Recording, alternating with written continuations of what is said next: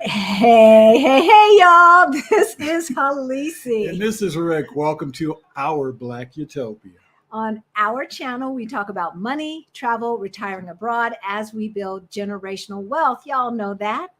All right, sweetheart, who are we talking to today? Today we have special guests. We always have special guests. All our guests are special. Of course they are. Larry and Courtney Bowden. And Courtney is the director and chief and editor. Chief and editor. I always get those turned around. Of BlackExpatStories.com. That's right.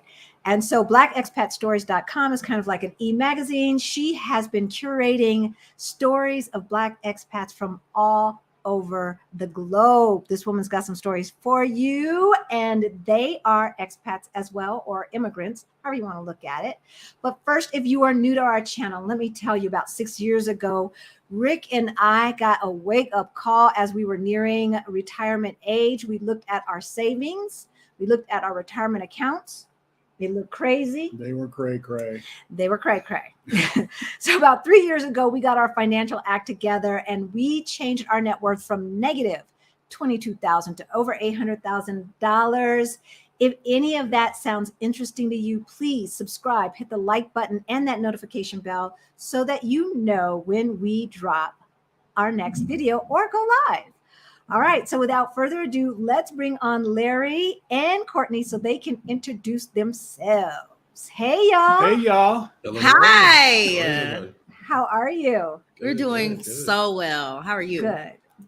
We're great. So just tell our audience a little bit about yourselves. Okay, well, I am Courtney Bowden, editor-in-chief of BlackExpatStories.com. As you mentioned, I'm a writer, a storytelling expat who really loves to capture narratives that center the Black experience in a humanizing way. And so BlackExpatStories.com essentially showcases the beauty in the Blaxit by documenting the journeys of Black expats living all over the world, one unique story at a time. And I'm really excited to have this conversation with you all, to share our story, more of our story, and to talk about the next great migration and why it matters for those of us who are looking to find belonging, freedom, healing, and well-being by moving abroad in this international living, and why a publication like BlackExpatStories.com is so necessary today. Yes. And I'm Larry Bowden. I'm a global IT category manager and Courtney's biggest #1 fan.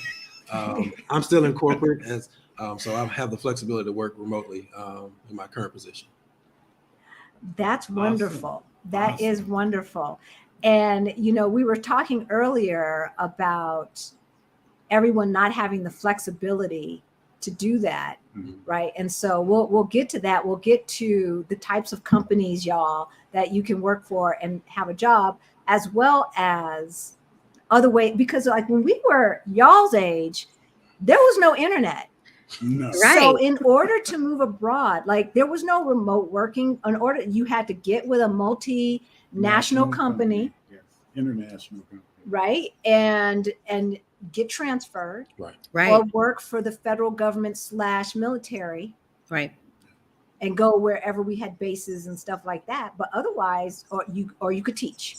Right. The options were really limited. And I believe that technology and social media have really untethered a lot of people from having to go to a physical office or having to go to a brick and mortar location.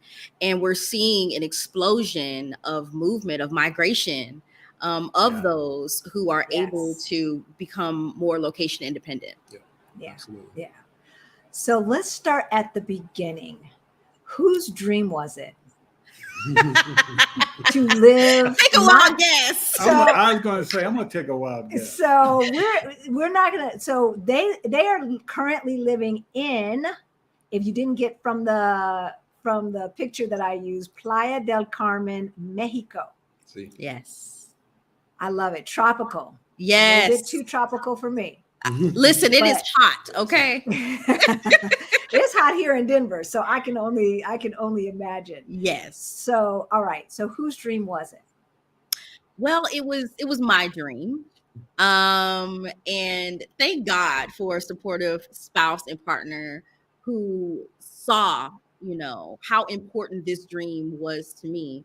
Ever since I was 7 years old, I've dreamt about international living. As a matter of fact, I started teaching myself French at 7 years old.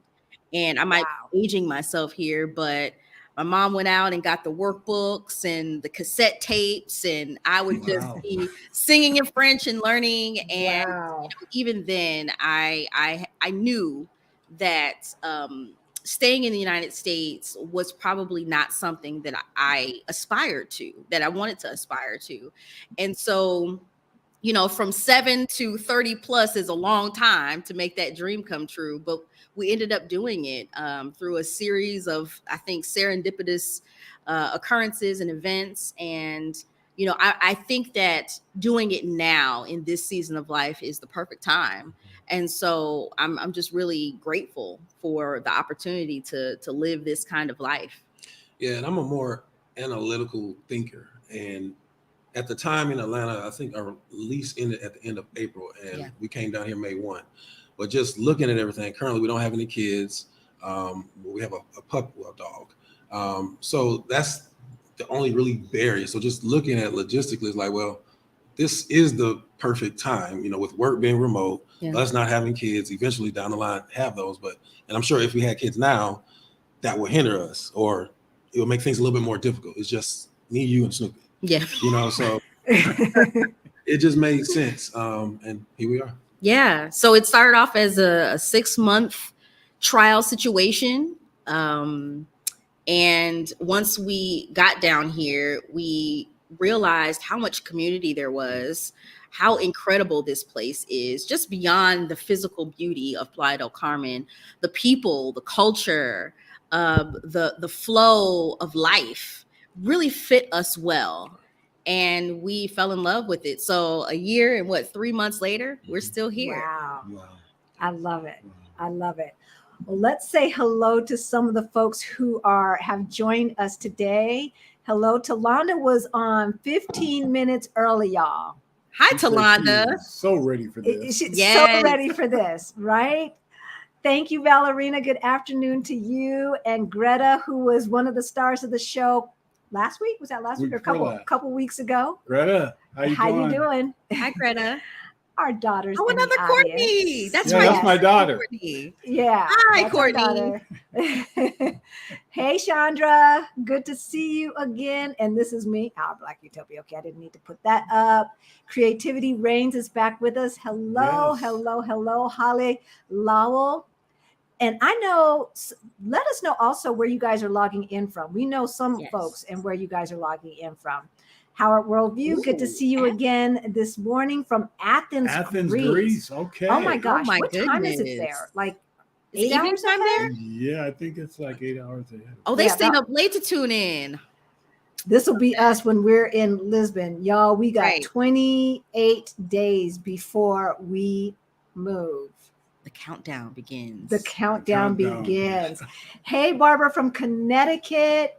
And we've got Summertime from Charlotte, North Carolina. Andrea. She's not the Andrea. No, the Andrea last name started with a B. Happy Sunday to you too.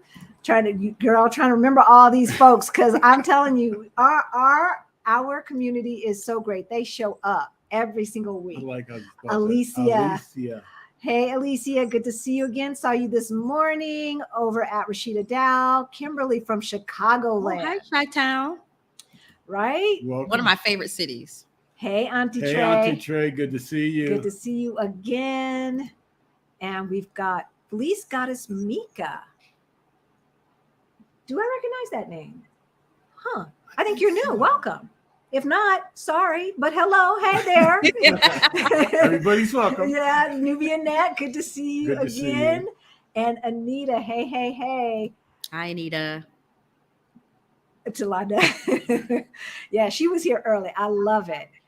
Pamela Jones, happy to catch my second live. Yay. Okay. Happy that you're there, because you were here last week. Here, yes. And so we've got Buffalo, New York. We've got Dallas. Naples. Naples, Florida. Wow. Wow. All It's over. probably pretty hot down there too. Auntie Trey's from Raleigh, North Carolina. And of course, Greta. Oh, Greta's saying happy birthday is from New York. And Rhonda is in the ATL. So you're old school. Oh, that's where we hail Yes. from. Hometown. Right? I'm telling you. Okay, so let's talk about, one of the, and you guys just keep saying hello. If you're watching from the future, hey, say hi down in the chat. Let us know where you're logging in from. And then, Professor LCH, Philip, hello, you Hello. guys from Central Texas. Hey, friends, we are so glad that you are here. So let's start talking about this second migration, this movement, because this is like, when I talked to you, this was the third time I had heard it Mm. in a month and a half. Yeah, within a couple months. Right. And so I think you're onto something.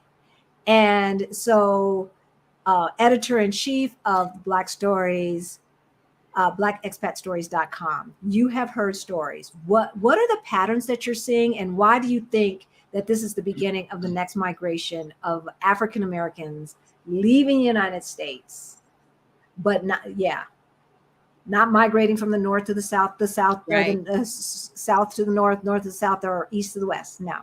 Yeah. Peace out, Uncle Sam. Peace out. Right. All together. Right. One of the common themes that I often hear when folks share their expat stories with me is the desire to find really three things. That is freedom, healing, and belonging. Also, that can be, combined or conjoined with community. Mhm. Because community, I think, is important to us as humans, but it's specifically as a people. Black people, we're very communal. We love being around each other. We love being in spaces where we feel welcomed and celebrated. And so when I speak to expats who are living all over the world, I hear one of those three themes pop up consistently. Sometimes it's all three. And I think that it's for those reasons that many people are choosing to chuck the deuces, to say, you know what, I'm not going to stay here in this country and become a martyr. I'm not going to fight, right? There are those who choose that path, but there are others who look at their lives. And I think the pandemic really played a large role in this. Yeah. Because it sat us down, a lot of us. It allowed a lot of us to really reflect on the quality of our lives, on what was happening around that time. If you all remember, it was wild, right? When the pandemic first started, we had the unfortunate death of Breonna Taylor and George Floyd, and all of us were sort of in this space where we were able to witness, probably for one of the first times in a long time, just what this thing really was about for us. I think that the rose-colored glasses sort of were pushed aside for a lot of folks. There were a lot of revelations about what is going on. And what is going on was disturbing to a lot of our spirits, Yes. And so along with the pandemic, you also had the untethering of work, right, from having to be at a certain location. So just like Larry here, he mentioned he's a corporate guy. And prior to the pandemic, he was going into the office every single day.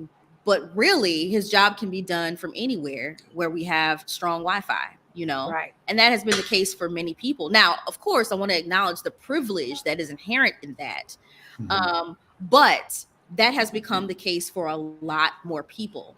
Also, too, I think that we're seeing, even before the pandemic started, I started to see a trend toward the travel industry becoming more inclusive. And that's really in large part to pioneers like Avita Robinson of Nomadness. She created the Nomadness Travel Tribe and really got people energized, Black people energized around traveling the world, right? Mhm. Because the travel industry has been whitewashed for a long time. And so when you think of international travel, often when you saw international travel, examples of it or stories of it, we weren't part we of that, We weren't weren't there. included. Yeah.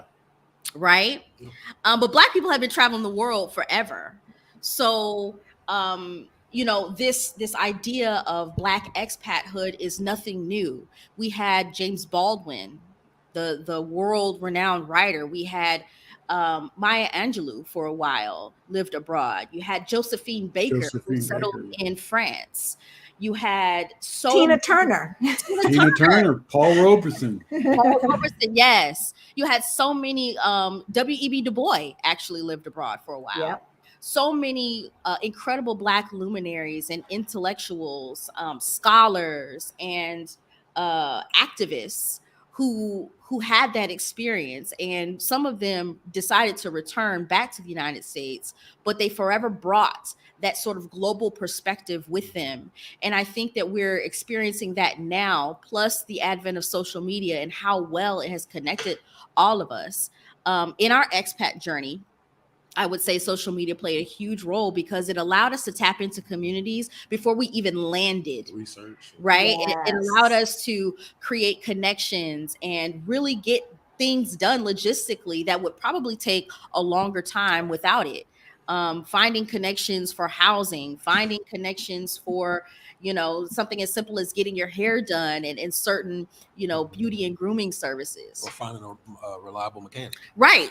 Just things that you need. So I would say that the Great Migration is being fueled by a lot of things. Another thing that we can't ignore is rising inflation and the cost of living that has just exploded all throughout the United States. We come from Atlanta.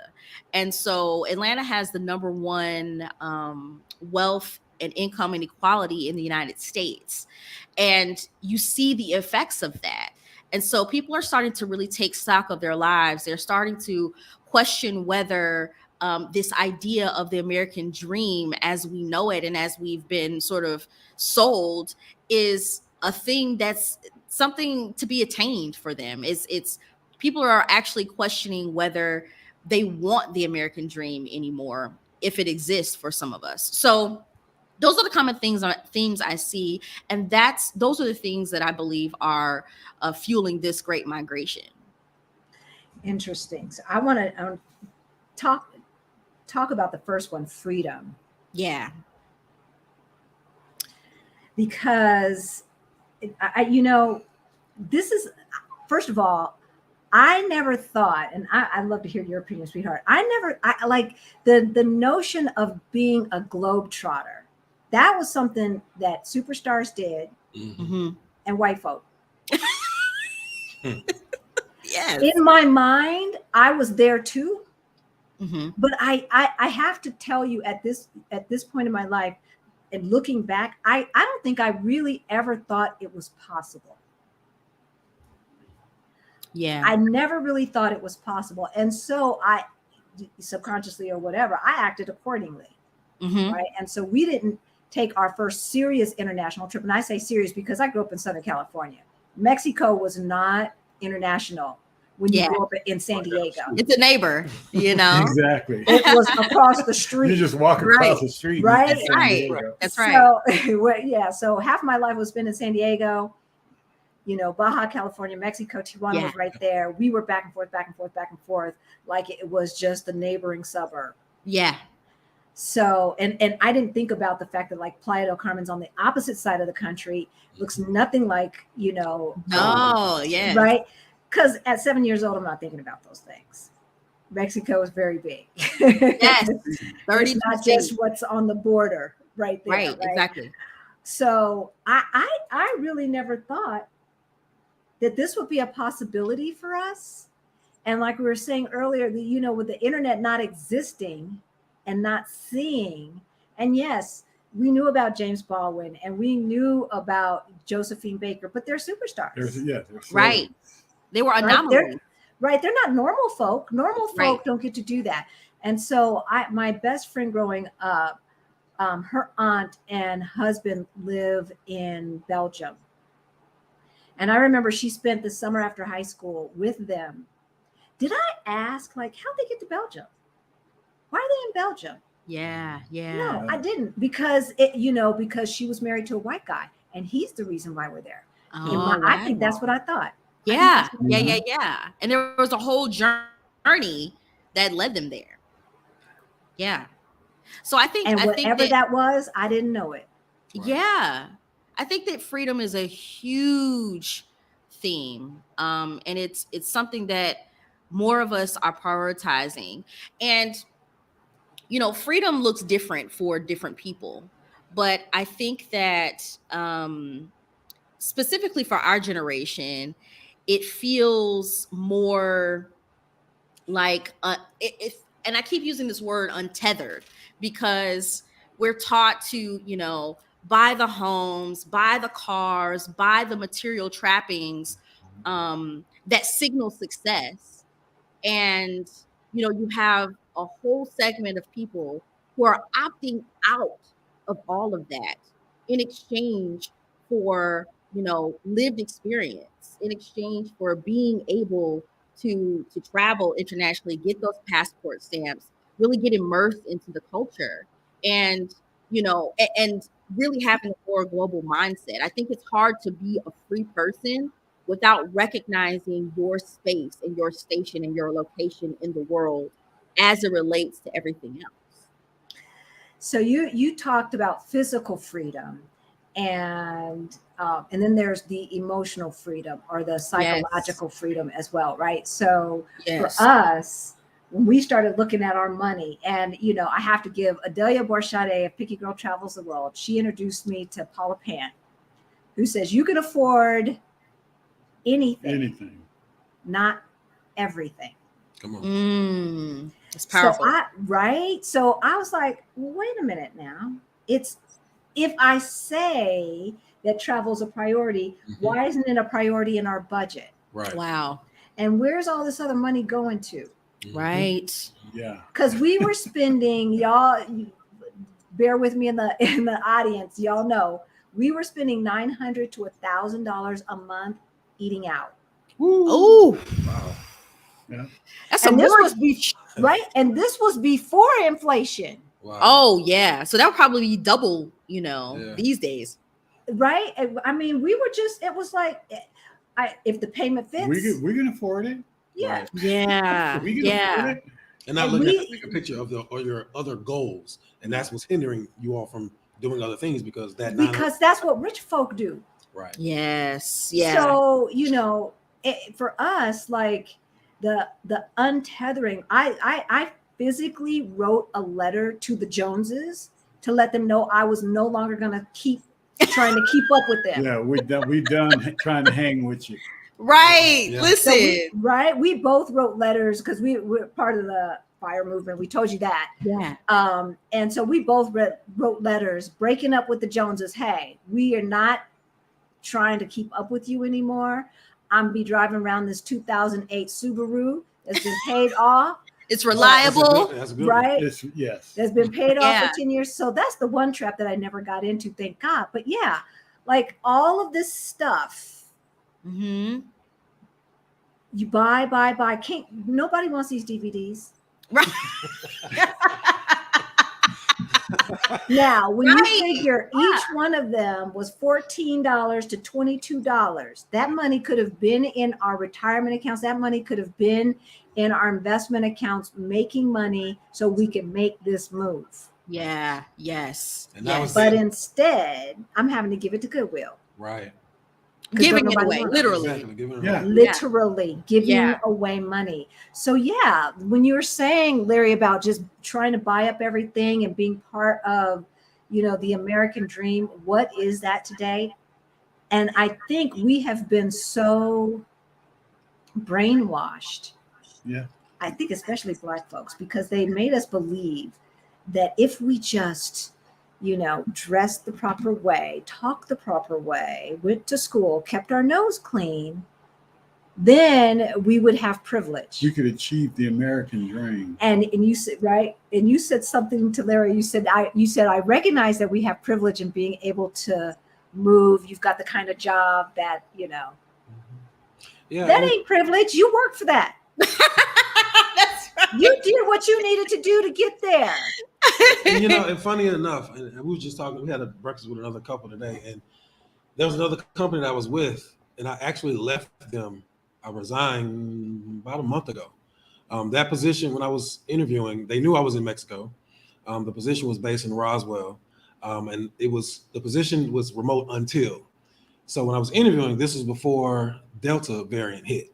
So that hit, okay, they extended the return to office. Okay, fine, great, cool. Then Omicron hit. Okay, so they extended it again. Great, no worries. I'm living my life. We moved to another location here, all that good stuff.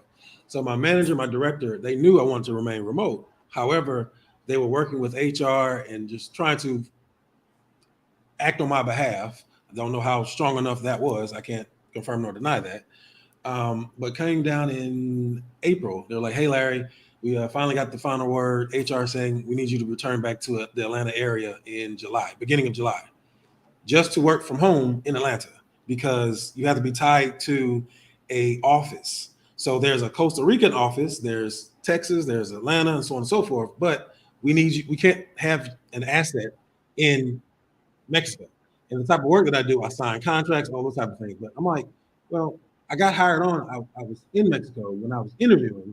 No issues, my work product, saving millions of dollars, X, Y, and Z. So, okay, fine. You forced my hand. So now I'm interviewing for other positions, other roles. I get this role back in June, fully remote, 100%, no issues. Got a salary increase, title increase. Right. And in the interview process, I asked the director, like, so if I were to travel to Mexico or Argentina, is that an issue? Like, oh no, that's not a problem. You know, it will be a problem if you're scuba diving at 2 p.m. when you have a call, but you're an adult. You know what responsibilities you have. Yeah. Okay. It makes no sense. Yeah. Just for me to move back just to work remotely in Atlanta. Yeah. It makes no sense. And I think a lot of companies are starting to wake up to the fact that there are going to be millions of employees who won't return back to the office because, as we mentioned before, the pandemic really allowed us to see how we could create more harmonic lives, more harmonious lives, right? Between and having a balance, a truer balance between work life and home life or personal life, because you lose so much, you give up so much in order to work in the office, especially if you live in a metropolitan area where you have to commute, right? That's an hour plus probably each way, then if you don't bring your lunch, you're having to buy lunch, and so all of these things, I think a lot of companies are doing a great job of helping to untether their employees from the offices. But we do have these companies still that are hanging on to this old guard, this old way of doing things. And they're going to really lose out because the talent, we're as millennials, now we're starting to be elevated to leadership positions and things like that. And we're just a different breed. Yes, you are. And we're disruptive, right? Which might be a bother to some, but I think that phenomena of remote work paired with the more access to information is really fueling a lot of these moves that people are making. I mean, you even have folks on TikTok and Instagram, showing people how it's done, showing people how to make these job moves, so that they can free themselves, because we talked about freedom, so they can free themselves to live anywhere on the globe. And, I think it's important for us to talk about this in the context of Blackness, especially if we're talking about those of us who are descendants of slaves or of the enslaved.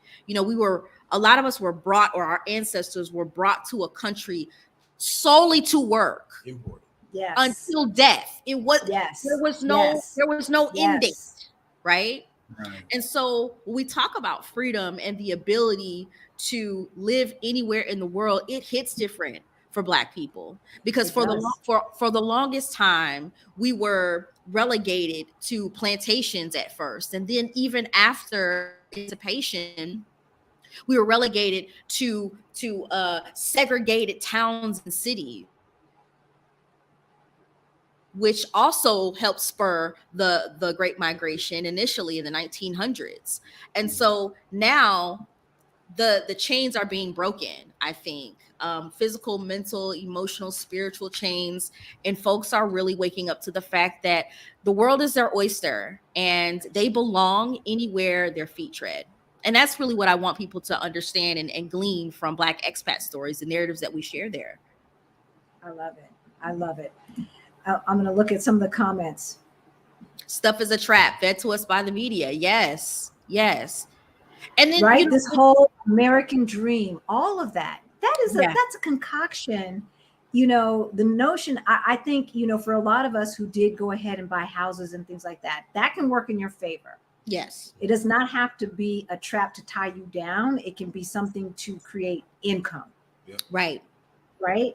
But if you think you've got to pay it off, and I know that there's different laws in different states. I heard somebody from New York who, oh goodness, it sounds like they've got some convoluted laws there. But by and large, to get the kind of freedom that we're talking about, half of it is financial. Yeah. Yeah. Half of it is being able, like the Bowdens, to be able to tell that old job, you know what? Yeah. So about me coming back to the ATL and you have not offered me, because they were not offering like, okay, so this is going to cost me $30,000 more per year to live in the ATL. So are you going to, and the fact that they called you an asset, right? Oof. So the note, how corporations have changed. Like when I first got out of high school, we didn't go to human resources. We went to personnel. Remember the personnel department. Personnel, not a human resource. So you've got your raw resources, you've got your financial resource, and then you got your human resources. So we just things to be manipulated and moved around. That's what we're dealing with. This is what America is now. And a lot of the humanity has been stripped from human resources. Yes. That's what even from the beginning of the interview process. Yeah. Right. From the start, So yeah. But I'm proud of us as a collective for standing on our values and understanding, listen, our quality of life is so much better now that we don't have to do all of this needless, it's unnecessary commuting into the office. Now there are some jobs that require that in-person touch, but not every single job does. And so I'm proud of us as a generation, as a collective, as, employees who are really, we have the power, there's more of us than there are of them. That's right. And that's I'm right. About this too, in regards to going back and forth to the office. I even offered, I said, if and when I need to be in the office, I'll get there. You don't have to pay for it. I'll fly myself there and X, Y, and Z, put myself up in the hotel, but oh no, it's still not going to work. Okay. And for some jobs, just to let you guys know, I know some people have been told that if you become a legal resident of that country, then there's tax implications for the company. Yeah. That was one thing they mentioned. Yeah.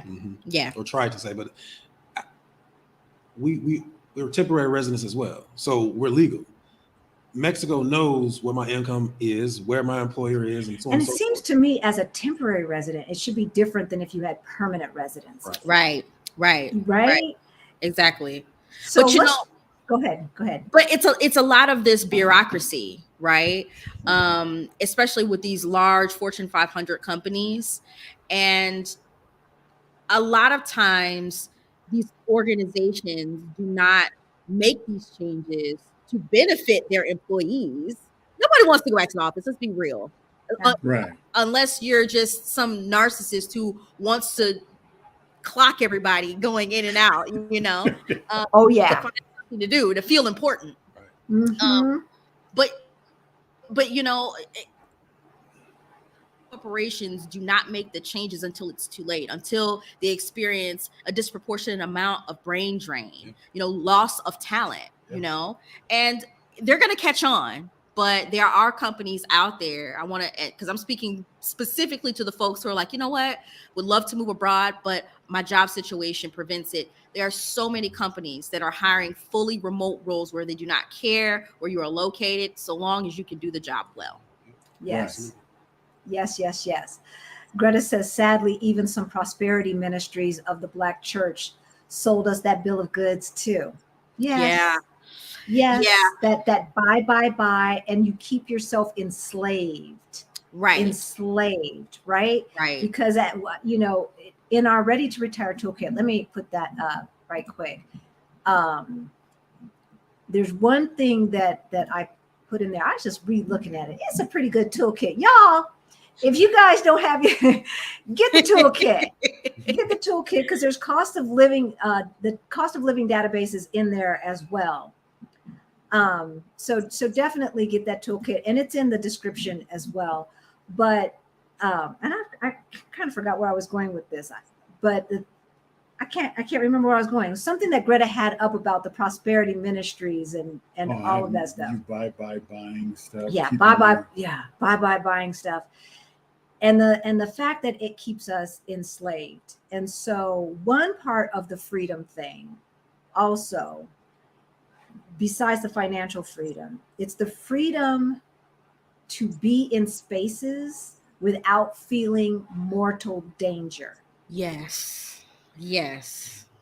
It's the freedom to be in spaces and without white folks thinking that they have to police our bodies. Like just arbitrary white folks, not the police themselves, but the Karens and the Kins of the world. Yeah, absolutely. That psychological safety is something that I didn't realize how important it was until I experienced it. And I really have experienced it here. So we're not far from Cancun. Playa del Carmen sits between Cancun and Tulum. And so we go back and forth quite often. And there's, police presence. They'll ride down the street with their lights on, which is a jarring experience when you're coming from the United States, because that typically means that you're getting pulled over. But here, it just means that they're there. It's a presence. Right. And so initially when we landed, I'm like, when police would just ride behind us with those lights on, you're conditioned to think, okay, well, let me pull over, and you have to go through this whole set of strategies to make it home, to make it out of the interaction. And we've been stopped by police before, but the experience is so different. You don't feel, like you mentioned, Halisa, you don't feel this mortal danger with, they don't have this. Now, from what we've experienced, I'm not going to speak to all of the experiences out there, right. But it didn't feel like there was this aggressive, combative, energy. It's just, we're here to help. We're here to inform. Of course, they have their gear on and all of that good stuff, but it's so different. And when you experience that level of safety and belonging, you can really thrive. I say all the time, living in an increased militarized police state is the furthest thing from freedom that you can imagine. And we don't often realize how heavily policed we are until we leave. Because anytime you find yourself looking over your shoulder and your stomach is dropping because there's police lights, or even just behind you. That's a problem. Without the lights on, right? That's a problem. We should not feel that way about the folks that have sworn to protect and serve us. Seriously. When my daughter was telling me that she got paper pleased in Chicago, I'm like, what is that? What is... you just, what are you doing in this neighborhood? Oh, yeah. That happened to us. If that's part of one of our stories, is being paper policed. And it's interesting because I want to go back to this idea of the American dream and the things that we're sold about it, from our churches to our media to our politicians and all of that. Because we lived that life, you know, moving to the suburbs, moving on up like the Jeffersons. You're in a safer neighborhood. You're in a better school district.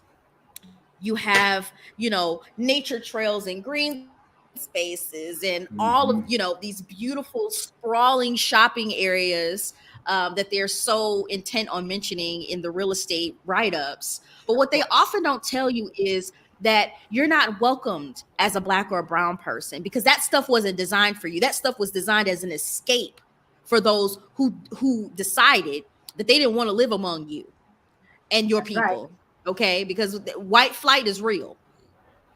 And so even when you make it to this elusive, you know, destination along the American dream, you recognize how oppressive and how much of a trap it can be as well. Yes. You know, so getting the police called upon you by your neighbors instead of having a neighborly conversation, that's not living. You know, you might have a beautiful sprawling estate, but if you can't have a gathering of folks over, you know, to celebrate a birthday or to just have a game night at your house without neighbors clutching their pearls and calling the police and doing all of these little, what we call microaggressions, that's not living. And so there are those of us who decided that even living in those spaces where we have to often integrate, where we're often some of the only token folks there, that's not that's not the way to live for us. No, you know? But we have been told that we should want what they have. Right. White ice is colder, right? You know, that's what we were told. Yeah. Right. Yeah, it's unfortunate, but I think a lot of us are starting to see that that is not the case, and that's not the truth for a lot of us anymore. Bruh, let's go. I love that name. Must be from Nolan's or something. Yes. Bruh, get your money straight. Get your FU money straight, so that if your boss tells you something you don't like, you say, seriously. Definitely. What we preach is to pay yourself first. Decide how much you need to save and how much you're going to save out of each paycheck, and have it automatically stripped off the top, put into your IRA, put into your 401k, put into your investment account. Automatic. It's just not even a part of, because we tried that. We're going to save what's left over. Yeah. That didn't work. Never works, because there's always something that comes up, right? Always something. Oh, I'll save a little bit more next time around. Right. And the next time comes around and there's something else that pops up that prevents you from doing that. Yes. Yeah. It never worked for me. We were the big, if the payment fits, we gets family. We thought that having credit card bills was just the thing that you did. So, you just had, credit cards. So even the bro, let's go. I love that. I love that too. You can do it. I mean, we can do it. Anybody can do it. It's just taking care of you. You taking care of you. You don't have to feel guilty. No. Just wake up, open your eyes, and decide the things that are going to be more important to you, because this is not a dress rehearsal. We only get one chance in life, and it goes away and ain't no more after that, at least here. So, yeah. And you don't want to wait until your body can't take it. Yeah. Right. We're moving to Lisbon, Portugal in 27 days. And counting. I'm so excited for you all. Well, we got our apartment already. Nice. And to get back from the metro is a hill. Yeah. Okay, so you have to be able-bodied to do this thing. Lisbon is hills. It's hills. Yeah. They call it the city of seven hills. And there's cobblestones. The sidewalks are cobblestone. The streets are cobblestone. Even the brand new sidewalks are cobblestone. That's just how they roll. So, you don't want to be on a walker. No. I'm sorry, sweetheart. What'd you say? How long do you all plan on being in Lisbon?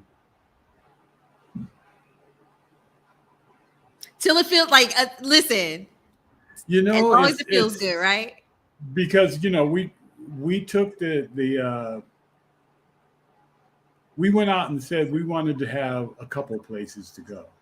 Lisbon being the first choice and Mexico being another choice. Mhm. So we got our citizenship. I take that back. We got our residency for Mexico, Okay. permanent residency in Mexico, which we spent a month down there to finalize everything. Last month we were in Mexico for the whole month. Okay. And then Lisbon, we're still waiting for our visas and stuff like that. But all the paperwork is done. It's just waiting on the consulate. So, we'll probably look at being in Lisbon for at least 5 years, because then we can get the EU visa. Okay. Oh, So you can go yeah. anywhere in the EU you want. Or Nice. citizenship, actually. Citizenship, yeah. Okay. So Oh, yeah, that's a yeah, great strategy. we might not stay in Lisbon proper, but the goal is to stay in Portugal Mhm. for 5 years minimum, Yeah. so that Right. we can get citizenship. Yeah. Okay. We've been hearing a lot of people talk about Portugal lately. We have not been yet, but it's definitely on the list. Well, now you have people to visit. Yes, Absolutely. absolutely. That's Right? so exciting. That's And that so goes exciting. back to what we talked about, the community. So Yeah. we've had Exactly. friends that lived in Playa. Now they moved on to Colombia, as an example. So that's always been a place on our list. So when we go, we can hit those people up. Hey, show us around. Who do you know Yes. around here? So Yeah. it's perfect. Yeah. That's the beauty of it. And then too, with Let's Go Bruh, I want to I want to address what you said about getting your financial house in order, because you don't have to have a perfect credit score. You don't have to have, your entire life savings until, wait until you have a life savings to move. I will say this: moving to Mexico, this part of Mexico, and there are other even more affordable parts of the country to live in, but we chose Playa. We, coming from Atlanta, we reduced our living expenses by 50%. We cut our living expenses in half. And so making a move, an international move, once you're all settled in, because it does take money to move, don't get it twisted. Yeah. But Right. once you make that move and get settled in, it could also support your savings plan. It could also support your wealth building plan. And that's one of the conversations that I think that we should have more of, because around the world, the cost of inflation is everywhere, right?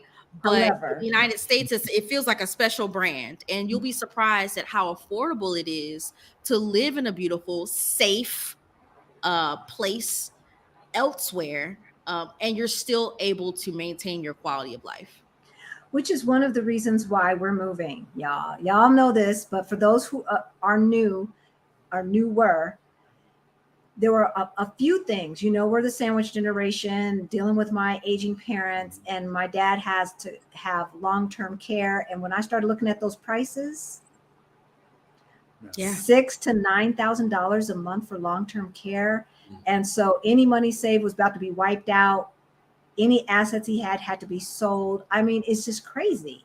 Yeah. So that was one of the reasons, but also to retire early. So getting back to bruh, time to go.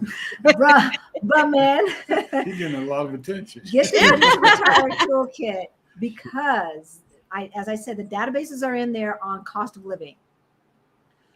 You guys cut your cost of living in half. I'm not sure we could do that, because we ain't gonna be eating out to the tune of $1,000 a month. You say that Right. now until you get some of that local cuisine.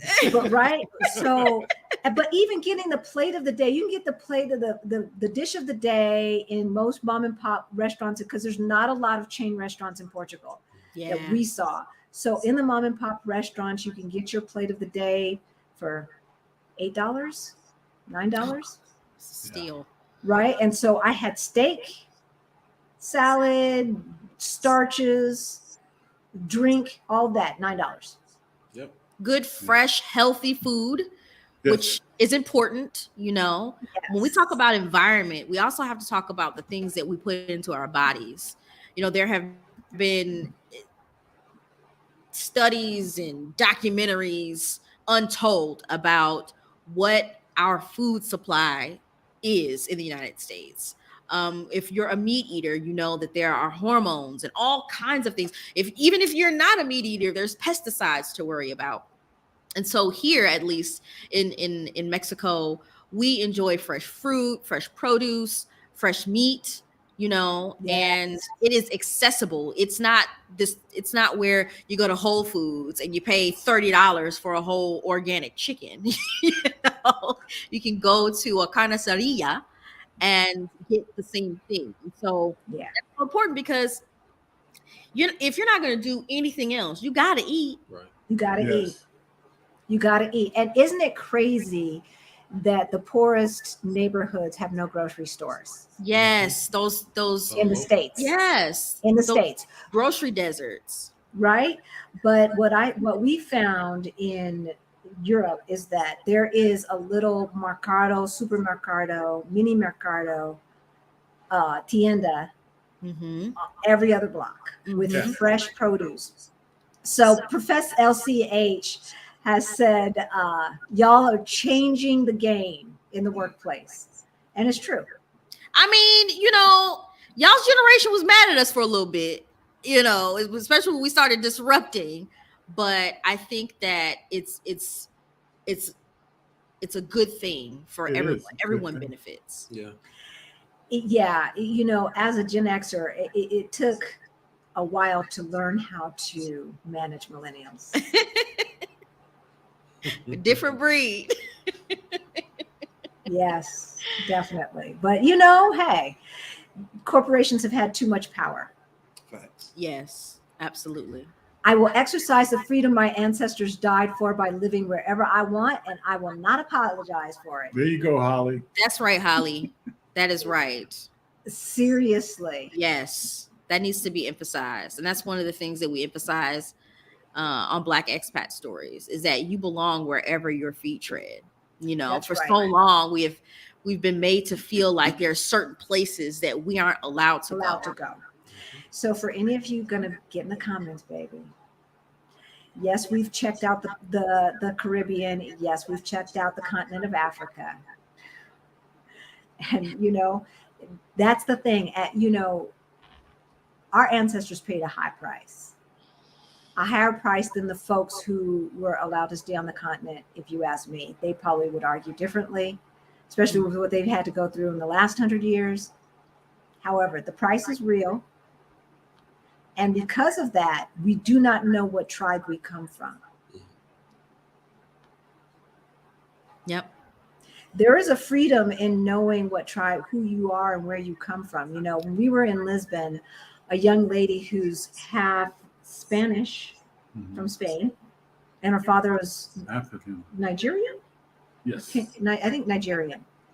And she had just come from Africa visiting with that side of the family. And she turned to us. She's like, gosh, it must be hard not knowing where your people come from. And Thank you, foreigner, for recognizing that. Yes, because that's the unique experience we share as descendants of the enslaved, right? And I think our culture, absolutely, our norms. And we've had to create new culture. Yeah, right. So I reject any assertion or assumption that we don't have a culture, because we certainly do. We certainly do. Just because we've been stripped of our history and of our knowledge of our ancestry does not mean we are without culture. It's just that our culture is different from where we have, originated from. Yes. Yeah, definitely. Greta asked, are there remote jobs available abroad for people in their 50s and 60s? Age discrimination is real. Yes. And Greta, I stopped putting my graduation dates on my resume when I was still working, and I chopped off the first half of my experience because it's irrelevant at this point. Yeah. And Greta, I'll say this too. I want to say I'm probably the youngest on my team. And everyone on my team is 100% remote. So I'm 35. I want to say probably the oldest person, she may be in her 60s, maybe. So I guess too, it depends on what industry you're in and what role, what job you have too. But absolutely, it's possible. Yes. And I think a lot of employers are looking for, they're emphasizing skills over age, and of course, like you said, it depends on industry. But what with these companies complaining about the lack of available workers, you They would should think be. they wouldn't engage in any ageism or age discrimination. So there are Truly. definitely plenty of remote jobs available. LinkedIn is a gem for this. So if Yeah. you are not already active on LinkedIn, please take it from me, take it from us. That is where the recruiters, that is where the opportunities are. You can go through other job search boards. I'm not going to name them because I don't want them to come after me. But I have been told that LinkedIn is where the recruiters are. You can, they search for certain keywords. Your LinkedIn profile shows up, and people are hopping into your inbox Yeah. to request interviews from you. So if your LinkedIn, if your LinkedIn is not up to snuff, dust it off, and I guarantee you, if you optimize it the correct way, you will be receiving inquiries probably within the next 30 days. Seriously. Or sooner, because I started getting inquiries as soon as I started, Greta, as soon as I started posting again for our Black Utopia, which says I'm retired. I started, but because that started making my profile pop up more. Yeah. And I started getting inquiries. It's like, you didn't read, you just saw what I had done and said, oh, let me ask her, let me hit her up. Yep. Honey, Right. I ain't going back to punching no time. No. Done that, huh? Done. So we do Done. have a hard stop in 30 minutes, y'all. So if you have a question, put a Q in it. And we're going to move on to, because I wrote down 3 things. I wrote down freedom. I wrote down belonging. So let's talk about community, because I'm going to tell you in Lisbon specifically, but in Portugal, shout out. I'm going to call these ladies. Shout out to the ladies who run the Facebook group Black in Portugal. Yes. Because they keep it alive and full of information, and they plan regular events. So because of that, like you talked about, having that soft landing, we hooked up with another couple while we were still here. Our exploratory dates happened to be on the same time frame. Nice. And so we landed they had weather issues, so they got there late. Yeah, they got a couple days. But we planned to land on the same time. We were going to take a tour together and all of that stuff. We had meals together. We met up at one of the Black in Portugal karaoke nights, which was on and popping. I bet. Right. And from that, so we met them there for the first time in real life at the Black in Portugal karaoke night. But folks, we met all of these other great people that helped us, that, they're talking about where to look for an apartment, how to look for an apartment. Because, you have to have a 1-year lease prior to even filling out, like applying for the visa. Yeah. You got to have your 1-year lease for Portugal. So yeah, they're serious. So we met someone who was in the process of buying a place. Actually, Alex and Jerry, who we interviewed about a month and a half ago, they bought a place, and they said, look, push comes to shove, you can rent out our place. Mm-hmm. I mean, this is the kind of community that we're talking about. Yes. Right. And so tell us about the community in Playa del Carmen. The community is huge here. Yeah. That was one of the main reasons why we decided to come to Playa. Because as we mentioned, we moved to Mexico in May 1st. So we spent a month in Cancun.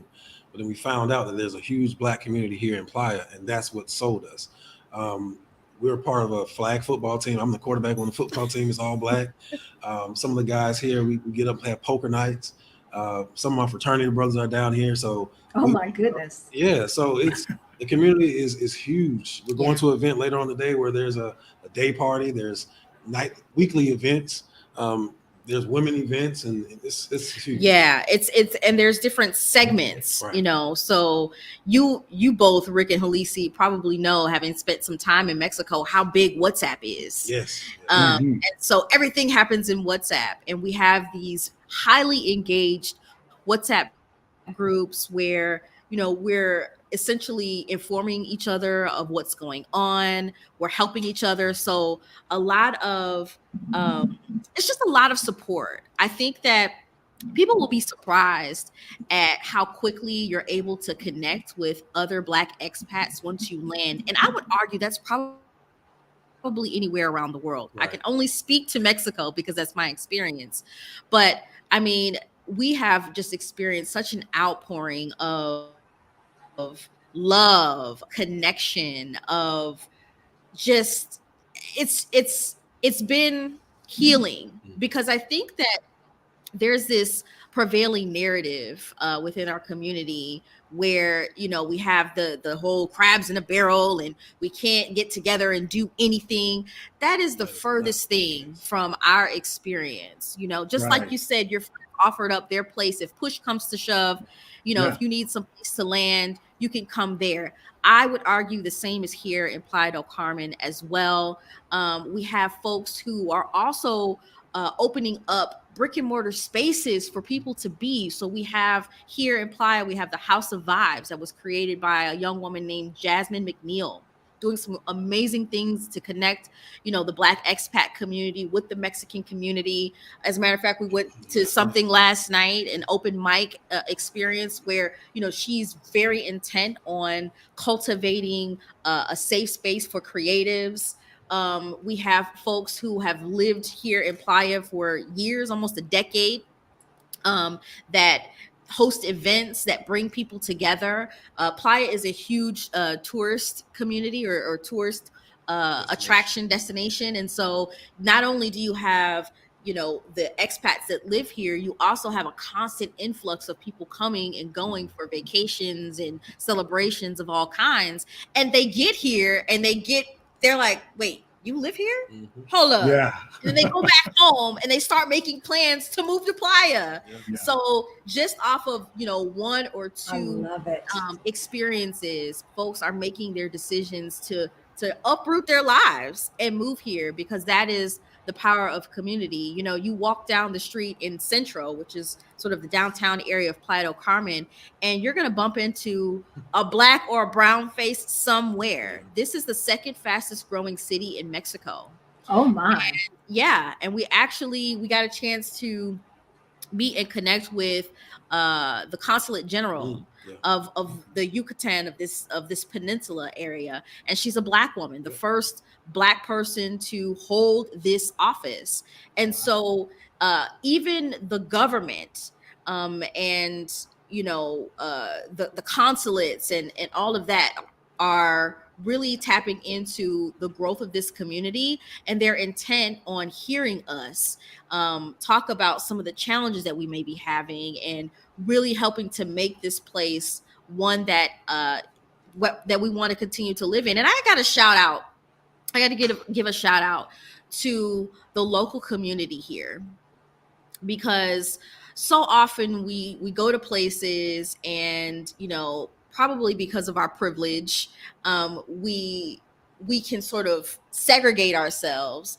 But here in Playa del Carmen, the local community has welcomed us with open arms. We feel not tolerated, but celebrated and embraced, you know, and that makes a difference. Because you know where you go. You know, there's places that you go and you're like, you know what?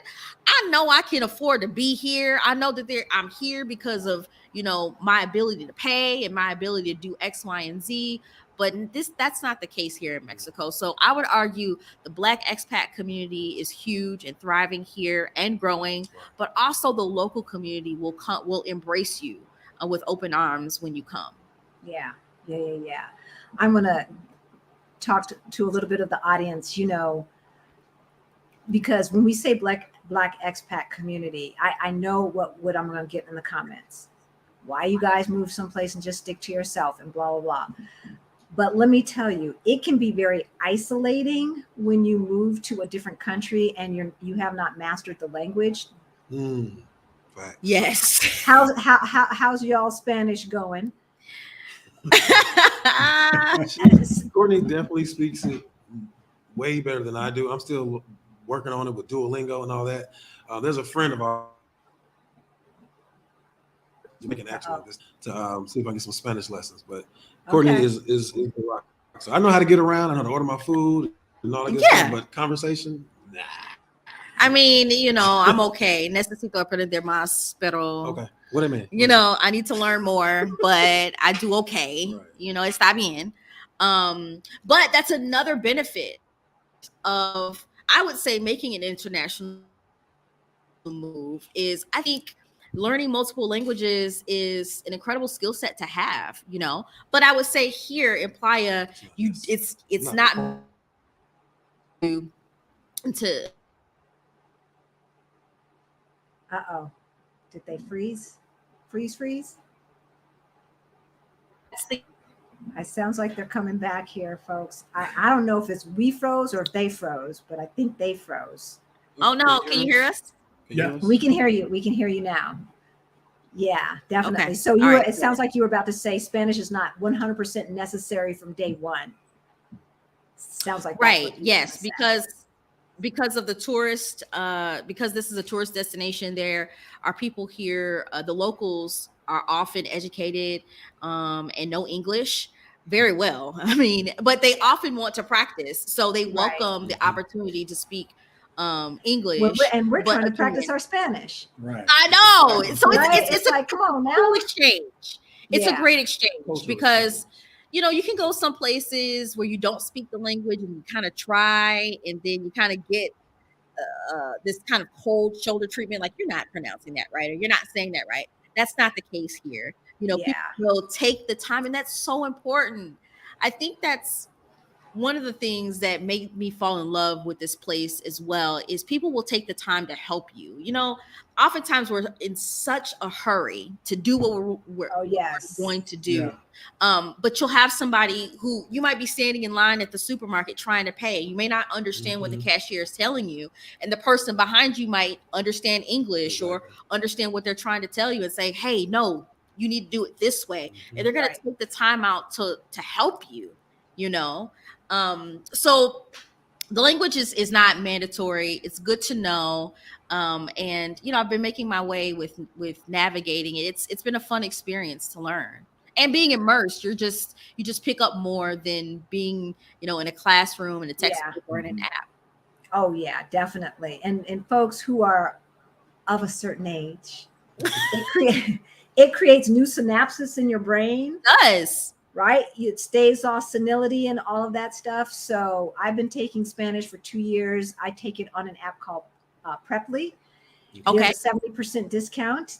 Look in the description for a link.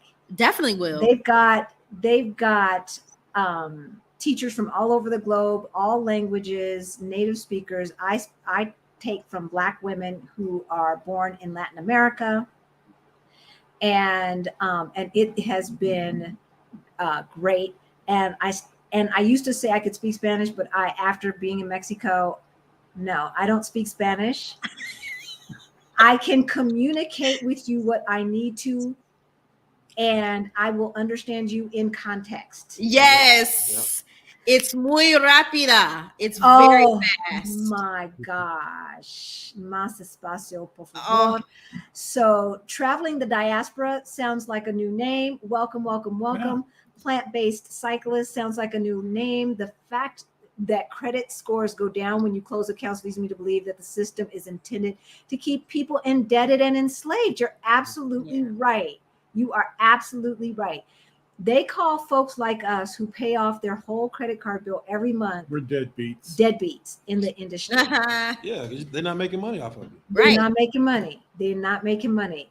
Definitely a goal to live away from the U.S. Great. You can do it.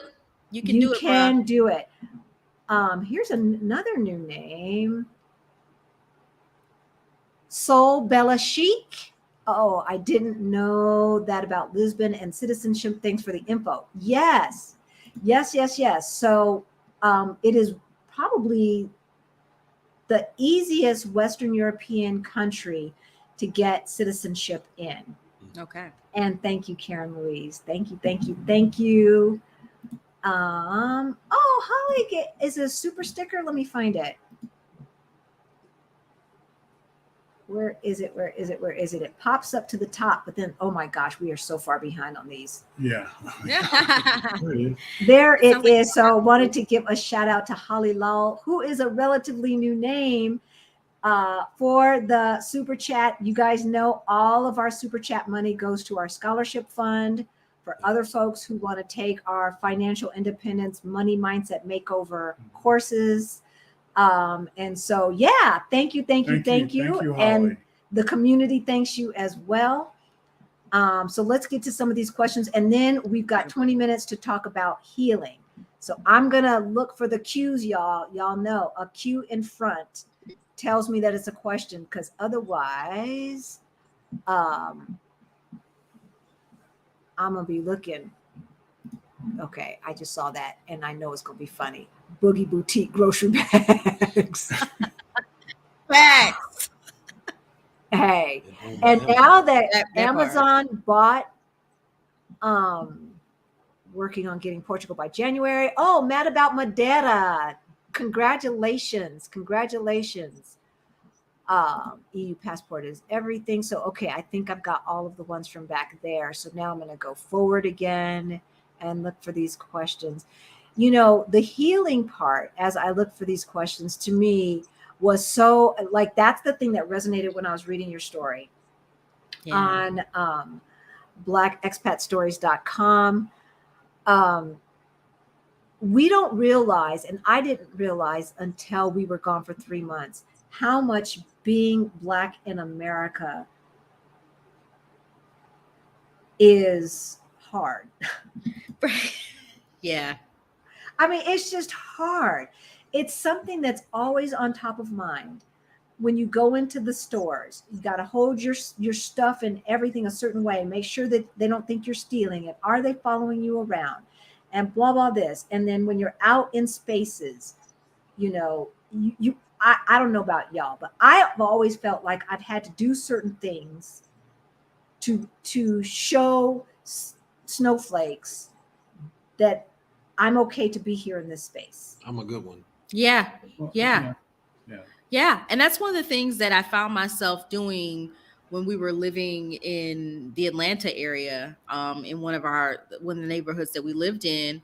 You know, it's like you getting a dog, right? Gets you acknowledged, but you can't just have any dog. You can't have one of those aggressive breeds. You know, you can't have the Rottweiler. You can't have the Pit Bull. You got to have the Golden Retriever or the Beagle or the Labradoodle, right? And then your presence is acknowledged. Then, you know, and I've had people speak to my dog and not speak to me. Right? So, know the dog's name. Right. And they can call them by name and everything like that, but never took the time to get to know the person who is walking the dog, who owns the dog. So I hear you when you say that there's this pressure to show up in a particular way. And the thing for me, when I knew it was time to go, was that, you know, it didn't matter how you showed up. It didn't matter if you were whistling Dixie in a tuxedo. It didn't matter if you drove the latest, what have you. It didn't matter. It didn't matter. Because at the end of the day, there's one thing that always remained the same that we cannot change, and that is our skin tone. And as a media scholar, I understand the impact of the stories that are being told about people that look like us, right? So when we go into some of these communities and when we talk to when we have interactions with some of our coworkers and things like that, we have to often remember that they sometimes do not surround themselves with people that look like us. And so at work, at school, or in certain contexts they're the only way that they even have real life contact with Black people, you know. And where do they get their knowledge or their information from? The media. And the mainstream media has shown us time and again that, you know, we are just stereotypes, you know. It's bad when people on the continent are afraid of us. That's what it's bad. Conversations. You know, their parents are sitting them down and saying, when you get to the United States, don't associate with Black people. What? Yeah. You know it's bad when when folks who come from where our ancestors, come on now. Right. So Action VJ wants to know if you're going to get a YouTube channel. Inquiring Mind wants to know. You know what? The short answer is yes. We have some really exciting developments in store for Black expat stories to really bring these stories to life, so that you can see some day-to-day living by Black expats in Playa del Carmen and beyond. So yes, stay tuned because it's coming real soon. All right. Cool. Well, Good. we'll have to have you back on when that happens. So Auntie Trey asked, question for both couples. Would you have made the decision to move abroad if you were single, or would you choose to stay abroad if circumstances changed in your relationship? Great question. Ooh. Well, Okay, who you want to answer first? I'll answer first, just to say, Auntie Trey, I would like to say yes, but the truth of the matter is he found a way for this to happen when during the pandemic, and he was furloughed and he started Googling shit. Google is your friend. Yes. He started Googling stuff. Hey, it was either that or watching trials. Right? Yeah. And didn't want to do that. So No. and so I would like to say yes, Auntie Trey. I would like to say that I have the chutzpah to think that I could do it solo. And I think anyone could do it solo if you set your mind to it. Absolutely. But I don't think that I would have thought it were possible had my husband not found a way to make it possible.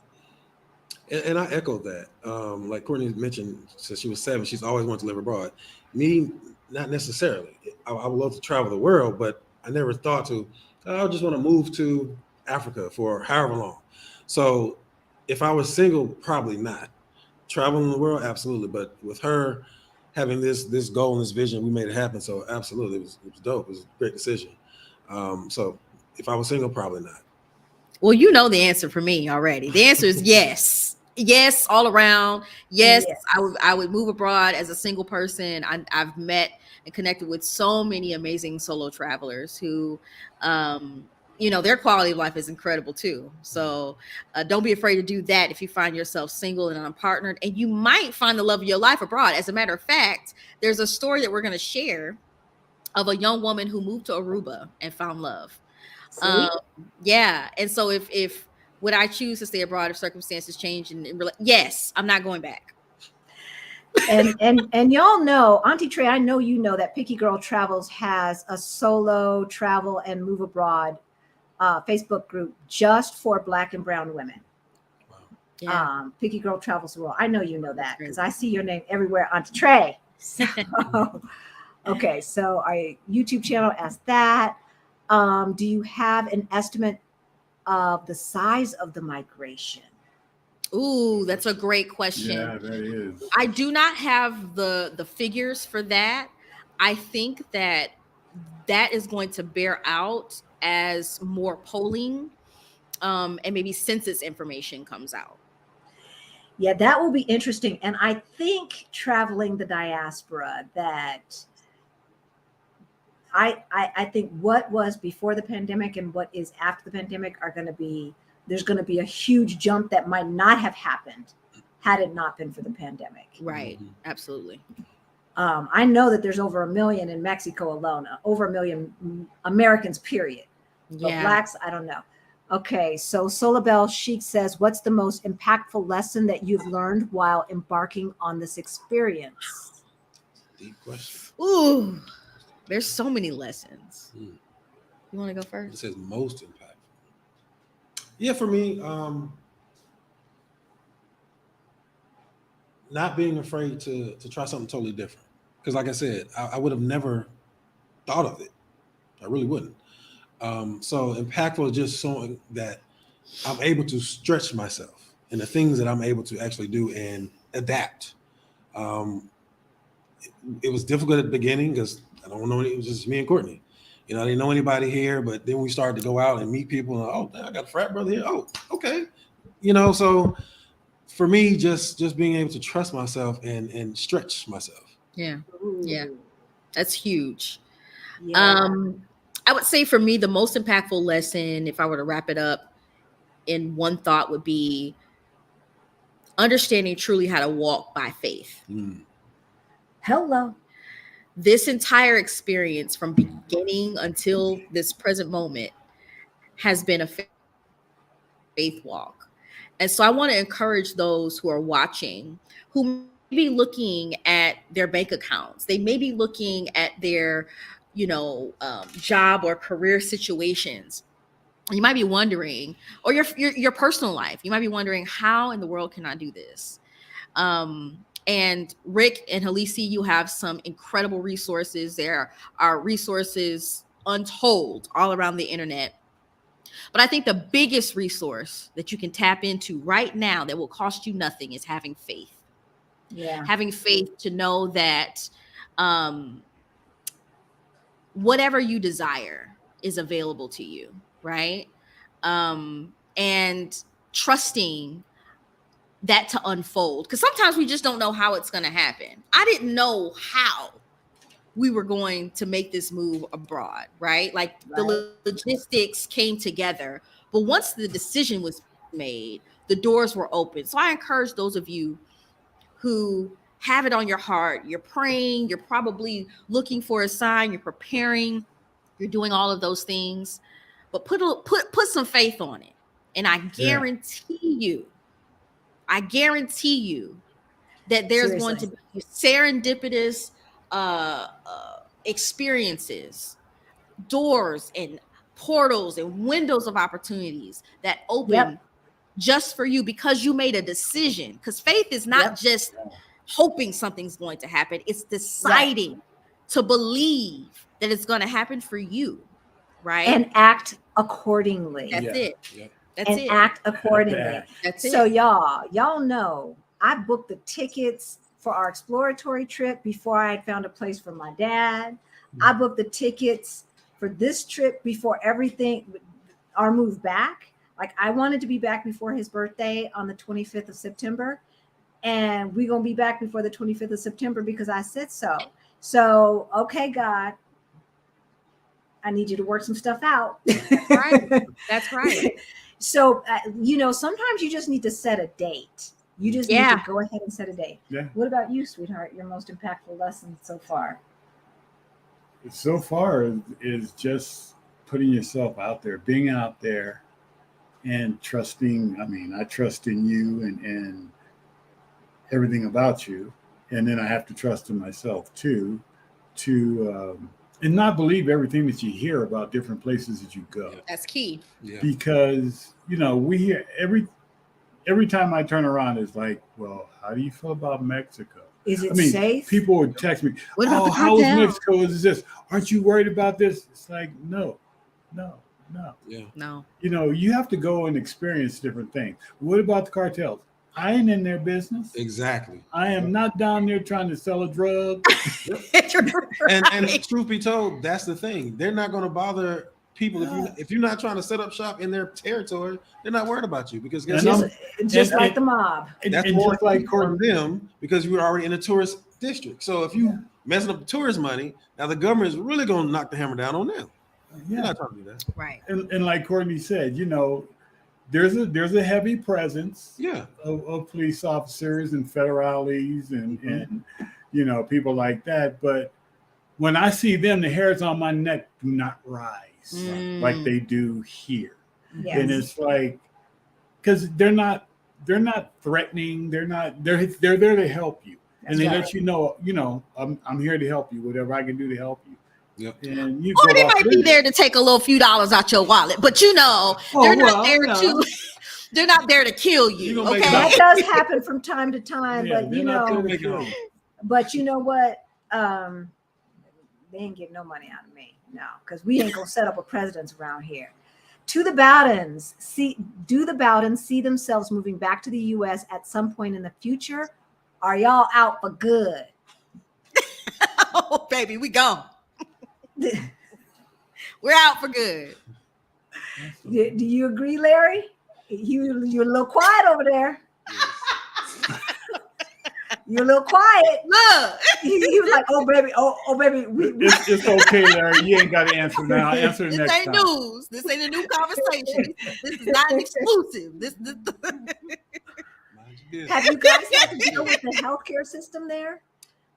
We actually, knock on wood, we actually haven't had the experience yet to deal with the healthcare. We've gone to a couple of chiropractors, which have been fine, but we've heard that there's very inexpensive and X, Y, and Z, and it's really good, but we haven't had the chance to use them, and hopefully we won't have to. Yeah, but I do know that there are women who have had children here. They've had different procedures done. I've people have just gone to the doctor for various things, and I haven't heard anything negative about those experiences. And to Larry's point, it is far more inexpensive than any care that you get in the United States. Yeah. Oh yeah. Yeah, I mean, no joke. And so, Greta, you might know this. It seems like Picky Girl did do an interview with several people who dealt with the healthcare system in Mexico, and then Driven Spice just did a video with a bunch of women who dealt with the healthcare system in Portugal. So those videos are out there. Bruh, I just love your name. I just want to pull it up so I can say, bruh, let's go. Right. Courtney, you are on YouTube as well. I believe I found your channel. Yes, I'm on YouTube. We are doing some YouTube renovations right now. So Okay. what you're seeing is not reflecting Black expat stories quite yet, but we have some exciting things that are in store. You'll be able to really experience Black expat stories in a new way soon. So if he starts following you there, then when you revamp, he'll already be in the know. He'll be one of All the right. first to know. Yes. Great. Yvette asks, are there any meetings happening in the next week? I'm going to be on my scouting trip now in real life. I'm moving to Mexico. It's a thing. So are there any meetups happening in Playa in the next week there's or so? always something happening All in the time. Playa. So Yvette, I recommend before you come joining some Facebook groups that are specific to Playa. Yeah. And in those groups, folks are posting all kinds of things. So you can find anything from salsa classes to sculpture classes to day parties to rooftop parties to yacht parties. It just depends on when you come and what's happening. So when you go on Facebook, search Black Expats in Cancun /Playa del Carmen. Yeah. That's the main one. And you'll be able to find information of upcoming events. Thank you, Larry. And I also put Courtney's IG, and I don't know if you respond to DMs in Instagram, but just in case. Okay, there you go. Arnold asked, we've just got a couple more minutes, folks. Are you planning to move all of your family to Portugal? Oh, that must be for us. So our kids are grown. Yeah, they're all grown. Our youngest is 30. So they can move their own behind to Portugal. They can come That's visit. right. And then if they decide that they would like to stay, then, we'll give them information what to do. Right. But the wallet, they got to get up out of our pockets. Because if they don't get out of our pockets now, they will have to help us financially. Right. When we're older, the way I'm having to help my mom. Yeah. Right. That's real talk, right? So it's not about tough love or anything. That's actually showing more love. Mm-hmm. Yeah. Because I'm telling you, having to deal with us and some aging parents is no joke. So what breed is your dog? We have a beagle, baby. He's over here on the couch asleep. He lives better than we do. I love it. Thank you, Professor LCH. Thank you. So Halisi means genuine or truth. I try to keep it real. It's a beautiful name. Thank you. Courtney, how easy or difficult was it to obtain story material for Black expat stories? Good question. Yeah, great question. You know what? It was really easy because even before I started Black expat stories, I started connecting with folks just authentically, organically. And we were all sharing stories about how we ended up here in Mexico and how, and then that soon spread to all around the world.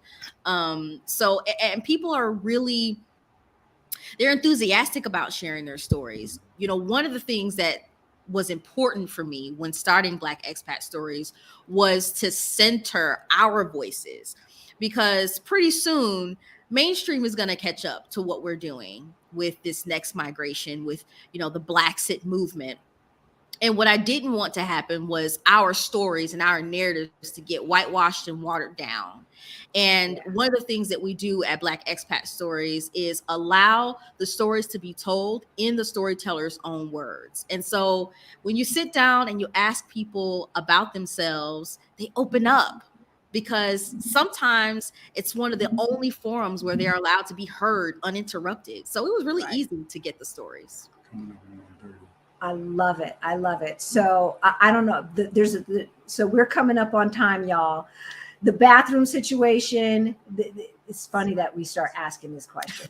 Can y'all flush the toilets in Playa del Carmen? Yes, we absolutely can. I saw that question. Okay. What do you mean? Yeah.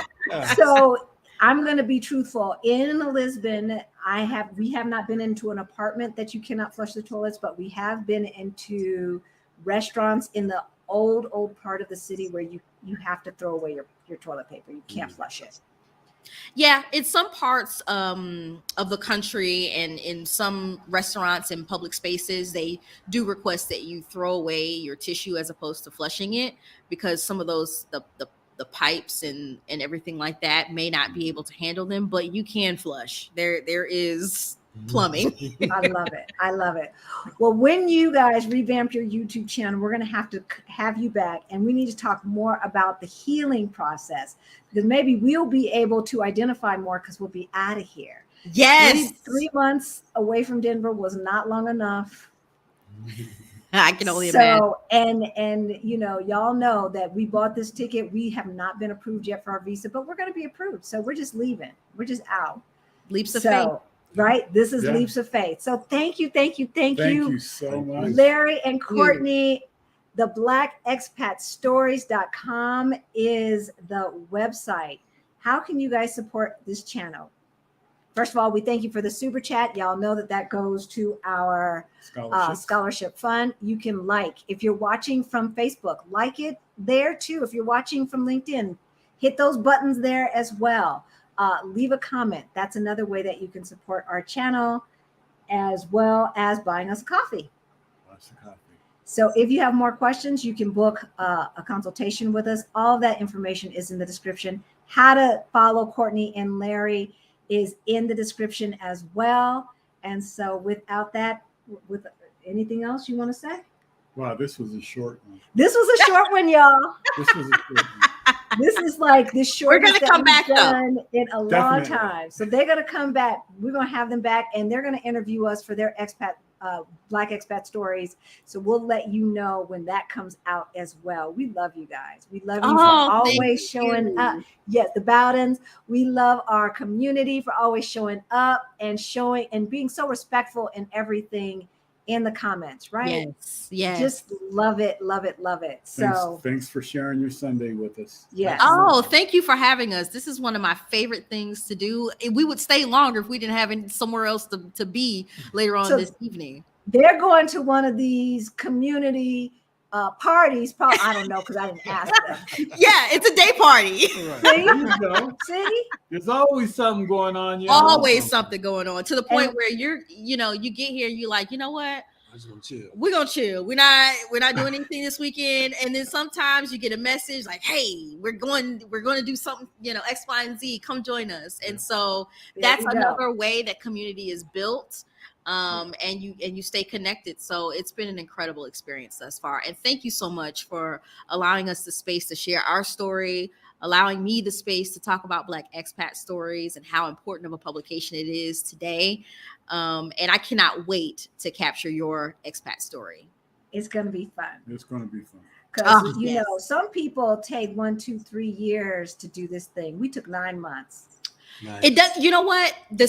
I would say we share that, because we started having our serious conversations about moving abroad late 2020. And then probably around the holiday time, first of the year of 2021, we were like, okay, we either going to do it or we not. And we started booking things like you booked your tickets. We started booking housing and things like that and preparing ourselves. And really in the span of maybe 4 to 5 months, we were able to make this move once we decided this was something that we're going to do. So for all of y'all who are preparing and all that good stuff, it doesn't have to take forever. No. If money is the thing, we got you. Get our ready to retire toolkit so you can get your finances straight. Make this move. Rick and I saved up 2 years worth of living expenses in less than 2 years. Phew. So, and we were like, okay, all right, we got it. We out, right? Y'all can do it too. You don't necessarily need 2 years living expenses. That's just what made us comfortable. So with that, we're going to say we love you. Thank you so much. And we will see you next week. Thank All you. right. Bye, If you haven't everyone. check out the Yarbros from last week. And next week is a surprise. So we've got Blaxit Global coming. I love Blaxit Global. Right? Yes. She's So doing some we're going to incredible continue. things. Yes, we're going to continue this conversation. So see y'all next time. Thank you. Bye. Yeah, Take care. Bye.